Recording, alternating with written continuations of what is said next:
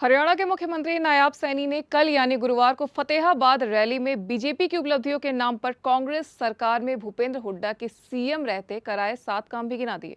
Rally में जब मुख्यमंत्री बीजेपी सरकार के नाम पर अपने काम गिनवा रहे थे तो सामने बैठे लोग हंसने लगे। मंच पर बैठे पूर्व सांसद अशोक तंवर भी हैरान रह गए, क्योंकि मुख्यमंत्री ने जो काम गिनवाए वह खुद तंवर ने कांग्रेस की सरकार में रहते करवाए थे।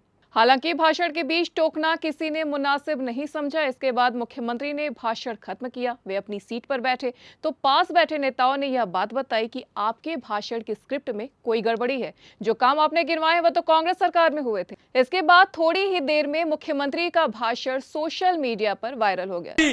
फतेहाबाद जिला के यहाँ विधानसभा के अंदर आया हूँ, मैं भी पूरा हिसाब लेकर के आया हूँ। मैं ये बताना चाहता हूँ कि 10 वर्षों में हमारी सरकार ने क्या क्या काम यहाँ पर किए हैं। भाइयों, मुझे खुशी है कि फतेहाबाद में एक मेडिकल कॉलेज खोलने का हमारा लक्ष्य है और इस दिशा में बड़ी गति से शिरोमणि श्री गुरु रविदास जी राजकीय मेडिकल कॉलेज यहाँ पर खोला जा रहा है। उसके लिए गति से काम चल रहा है। मुझे इस बात की बड़ी खुशी है।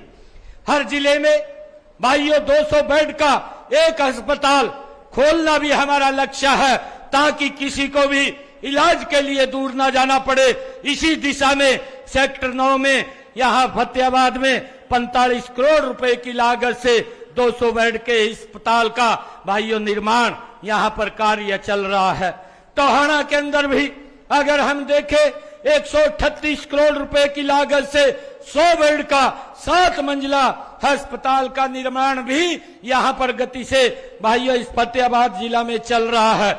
आप सब जानते हैं फतेहाबाद का बस अड्डा आबादी वाले क्षेत्र में आ जाने से भारी भीड़ रहती थी। इससे यातायात जाम रहता था, समस्याएं पैदा होती थी। वह बस अड्डा भी छोटा था, परंतु हमने जिला मुख्यालय के ऊपर जिस प्रकार का बस स्टैंड की आवश्यकता है वो आवश्यकता होनी चाहिए, और इसलिए हमने सेक्टर 5 में नए बस अड्डे के निर्माण के लिए 16 करोड़ रुपए की लागत से उसका कार्य चल रहा है। वो भी हमने यहाँ पर बनाने का निर्णय वो किया है। और भाइयों, हमने यहाँ पर शहर में पार्किंग की समस्या को देखते हुए 8 करोड़ रुपए की लागत से बहुउद्देशीय पार्किंग स्थल भी यहाँ पर बनाया है। टोहाना में भी नए बस अड्डे का निर्माण हो चुका है, जिस पर 26 करोड़ रुपए की लागत यहाँ पर लगी है। भाइयों, हमने शिक्षा के क्षेत्र में जिले को अग्रणी बनाने के लिए कई नए संस्थान खोले हैं। भूना के अंदर 13 करोड़ रुपए की लागत से राजकीय महाविद्यालय खोला है। जाखल में नई ITI का निर्माण 9 करोड़ रुपए की लागत से भाइयों किया गया है। और दोंगड़ में भी 15 करोड़ रुपए की लागत से राजकीय बहुतकनीक संस्थान खोला है। टोहाना के जमालपुर सेखा में सरदार हरपाल सिंह राजकीय बहुतकनीक बनाया गया है, जिस पर 18 करोड़ 36 लाख रुपए की लागत आई है। रतिया में 10 करोड़ 50 लाख रुपए की लागत से राजकीय महाविद्यालय यहाँ पर खोला गया है। जाखल मंडी में राजकीय कन्या वरिष्ठ माध्यमिक विद्यालय का भवन 4 करोड़ 61 लाख रुपए की लागत से भाइयों बनाया गया है। जाखल में ही गांव तलवाड़ा में 10 करोड़ 45 लाख रुपए की लागत से ITI की स्थापना की गई है। रतिया में भी नई ITI के लिए 12 करोड़ रुपए मंजूर किए गए हैं। भाइयों, मुझे खुशी है कि नगर परिषद फतेहाबाद व टोहाना नगर पालिका रतिया भूना व जाखल मंडी के लिए भी 30-30 करोड़ रुपए की राशि विकास कार्यों के लिए ये स्वीकृति की जा चुकी है। फतेहाबाद शहर में भी 22 करोड़ रुपए की लागत से अतिरिक्त अनाज मंडी का भाइयों निर्माण किया गया है। फतेहाबाद में पुरानी तहसील स्थित चिल्ली पार्क का निर्माण 85 लाख रुपए की लागत से किया गया है।